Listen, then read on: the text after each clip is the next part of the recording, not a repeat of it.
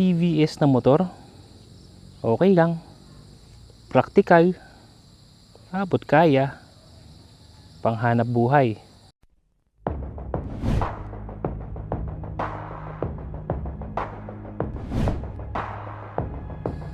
Pero TVS na motor na pangkarera, high-end, high performance, parang imposible ah.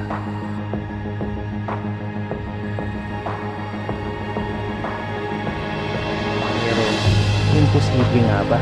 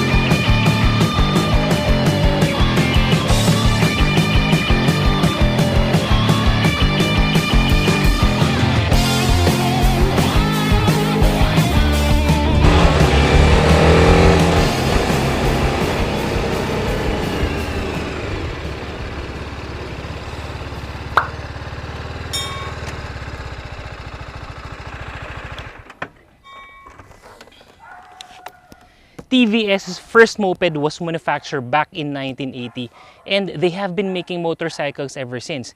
They even teamed up with Suzuki at a certain time before they eventually separated until it became the TVS Motors na alam natin ngayon.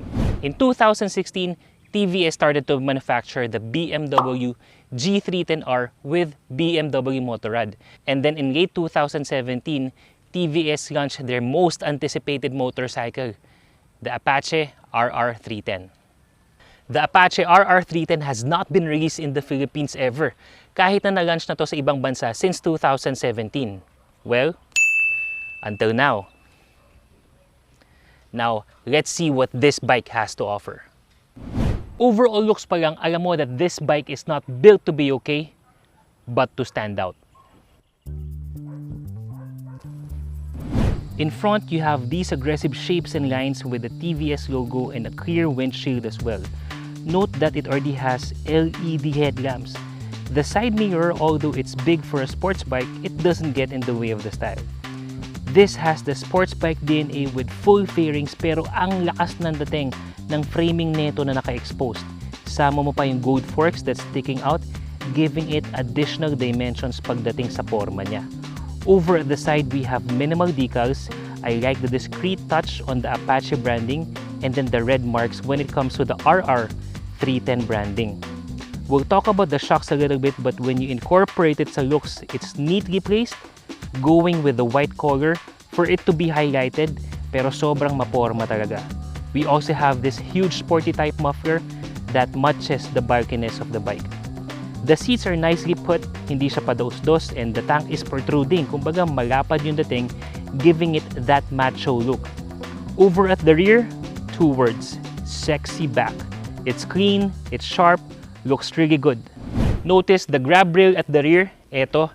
This is actually a huge help because given the bike's weight of 174 kilograms, it makes it easier for me to move the bike around, lalong-lalo na pagdating sa mga parking spaces. Ngayon, pagdating naman sa winkers or sa signal lights niya, for this one, I would have preferred this one to be integrated with the whole headlight assembly, pati na rin yung sa rear, para lang mas astig yung forma niya. And then, for the pipes, for this one, although it looks very sporty, it looks very good, I would be upgrading this to a shorter pipe para lang mas sexy tingnan. Kumbaga, this is just my personal preference and definitely not an issue at all. Now, pagdating sa engine, excited tayo dito because remember, they partnered with BMW to create the BMW G310R. What we have is a 312cc single-cylinder dual overhead cam, liquid-cooled 6-speed gearbox with slipper clutch. Ano nga ba yung slipper clutch? Ang main purpose nito is to prevent over-revving the engine, lalong-lalo na sa mga hard engine brakes, especially sa mga aggressive bikes tulad nito. Kasi kung normal clutch ang gamit mo, ang mangyayari niyan is that all the force will be transferred dito sa rear wheel natin following the chain drive, which may cause itong gulong na to possibly lose traction. Delikado yun. This can produce 34 PS of power at 9,700 RPM and 27.3 Newton meters worth of torque at 7,700 RPM.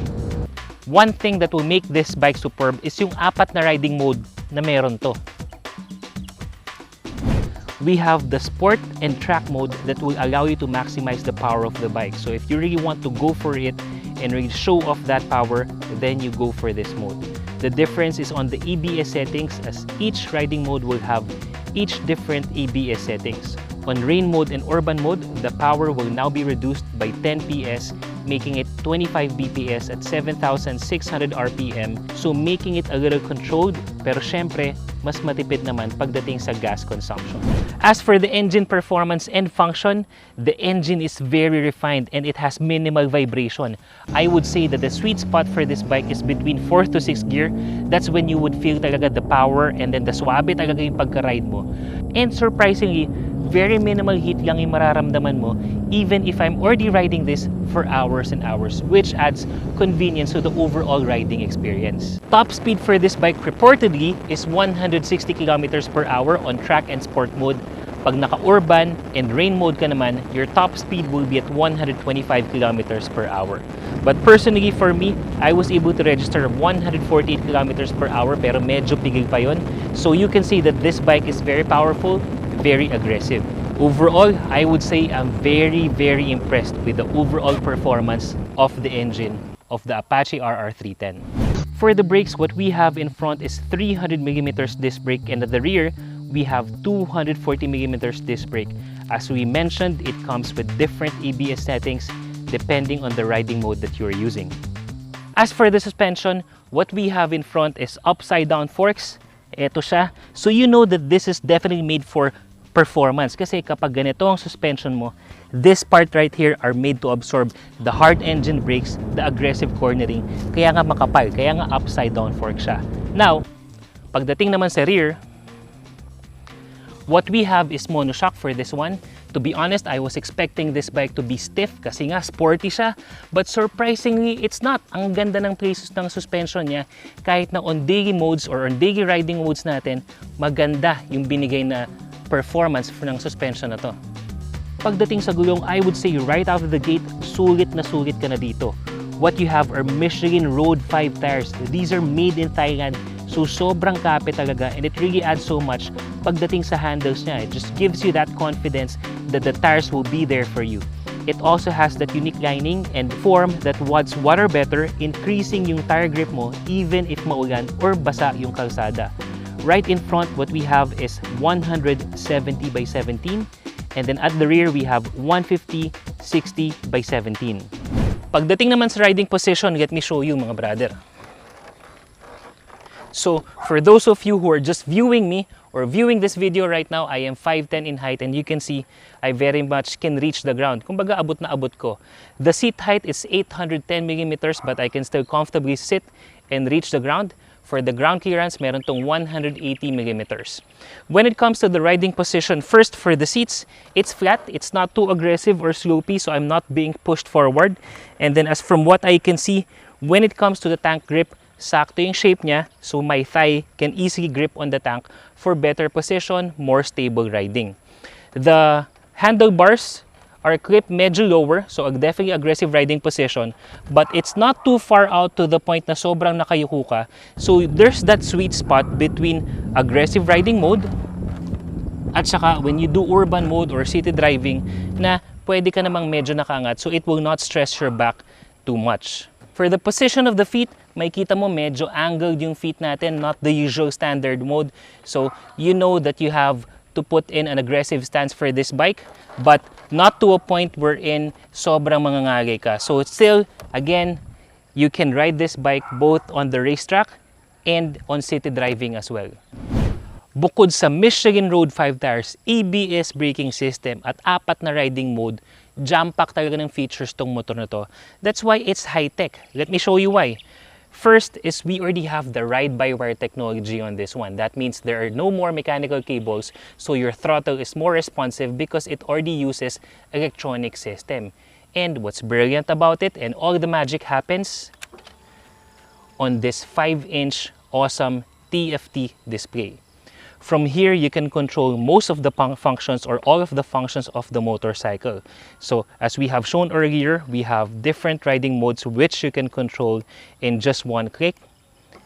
And we would also have several options. We have trip details wherein you can see information on your trips and your vehicle when it comes to service maintenance, performance record. Especially if you're going on track, you can definitely view your lapses, your speed, your mileage, etc. And to add to that, we have the My Preferences. Let's go to custom widgets. This bike will give you all the information because you have the option to view or to set what information you would like to see on your TFT display. So napaka-cool na to. You can customize the view and the information that you can display. To add to that, our display setup, this TFT display, it has day and night mode. So the screen will automatically adjust depending on the external lighting, kung madilim na, kung maliwanag na ba. But at the same time, you can also set it manually. So let's say for example on night mode, so it changes. Napaka-cool niya talaga. It matches the external lighting para all the time your TFT display will be visible. And the coolest thing about this is the connectivity, wherein you can connect your phone, this one, to the actual motorcycle. All you have to do is download the TVS app. The TVS app will soon to be available in the Philippines. And then once you have downloaded it, once you have paired your phone to the motorcycle, what it does is that you will have SMS and call notifications, and then ano pa? Navigation. Yes, on-screen navigation. So you don't have to use Waze or anything like that anymore because the direction and the navigation will already appear dito sa TFT display. So sobrang convenient, sobrang high-tech, kaya sobrang sulit, ang daming features na tong bike na to. And when it comes to the overall fuel efficiency, what we have so far for this bike is right around 30 kilometers per liter. So depends on how you use it, but ako sobrang walwal ang paggamit ko nito because I really want to maximize the overall power of the bike. But if you want to go for a long ride, pwede na rin to because the fuel tank, this one, it already carries 11 liters worth of gas. Kaya ready ka na umariba, just go and enjoy your ride and just cruise kung saan mo gusto magpunta.